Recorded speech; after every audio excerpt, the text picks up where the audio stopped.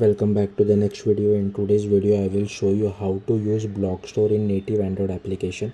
So firstly, what is Blockstore? So I will just show you the documentation as well. Like the documentation does a great job in explaining this. So many users still manage their own credential when setting up a backup for a new Android device. This manual process can become challenging and often results in poor user experience. So the Blockstore API is a library powered by Google Play services to solve this by providing a way for app to save user credential without complexity or security risk associated with saving user password. So suppose you have an app, you have signed in into your app, and tomorrow you buy a new Android device. Now you again have to sign in into the app. So to avoid that, Blockstore is very useful. Firstly, I want to make it very clear, don't store large amount of data in Blockstore is only used to enable seamless sign-in experience when you switch from one device to another device, or if you uninstall the app and reinstall the app later on. Secondly, the data which is stored with Blockstore is not saved in it is saved outside your app. So it is actually saved in Google Play services, and it is managed by Google, so we don't have to worry about it. So any third party app can't access my Blockstore data, so we are safe on that part.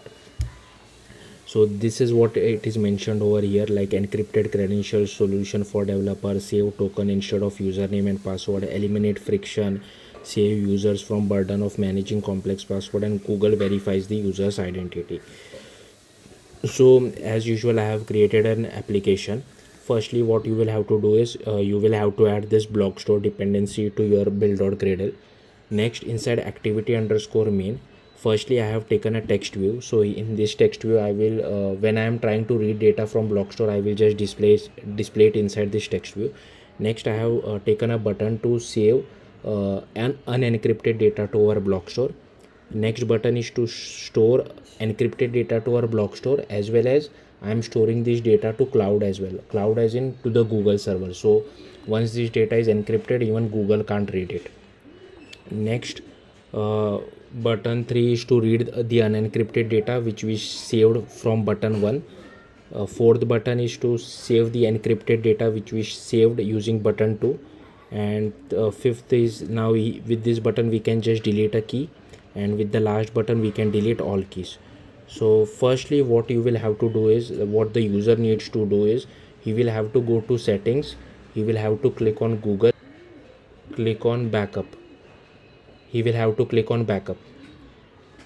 Once he go to settings, he will have to go to Google and he will have to click on backup. So once he does that, okay, so I have created all these buttons as well as text view, and I have created this find view by ID for them. Then we have to create this client, Blockstore client, and I have initialized our Blockstore client. So in button 1 we are saving unencrypted data, so you just need a key. So I have used my package name followed by some key 1. Then this is my string data which needs to be converted to a byte array. Then this is the store request, we need to set the bytes, we need to set the key, as well as we need to use the build.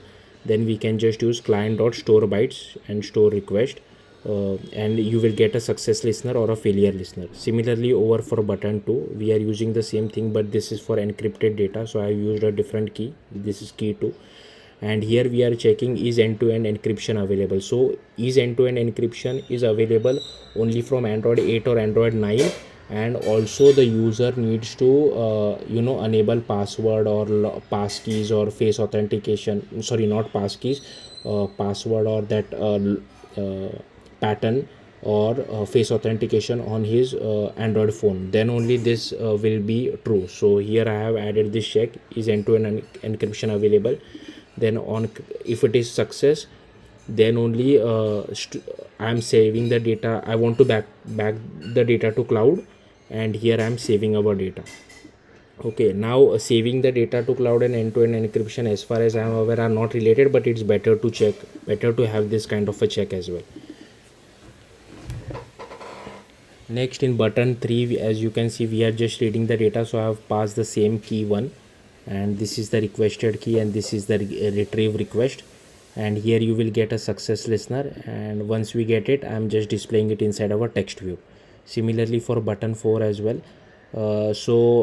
We are passing the key to, and if you remember, the data over here is stored in encrypted format, so we don't have to decrypt it. Like the Google Play services will take care of that. And again, I'm displaying the data inside our text view. And in button 5, I'm just deleting the key 1 from our Blockstore. So yeah, pretty simple. And this is for button 6, and here I'm deleting all the keys from our Blockstore. So firstly, I will show you the demo. So I will go over here. So wait, I'll run the app again.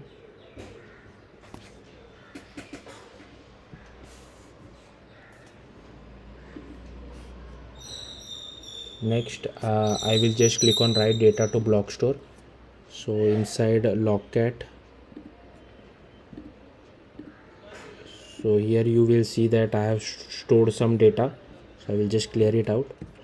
Okay, now I will store some encrypted data as well. So here, okay, store 25 bytes. Now I will click on read data from Blockstore. So here you can see inside my text view I'm just displaying what is my encrypted data, and this, if I click on the fourth button, it shows my encrypted data as well. And if I now, what I will do is I will show the delete key and delete all later on. I will just go over here, not screenshot. Okay, I will just uninstall this app.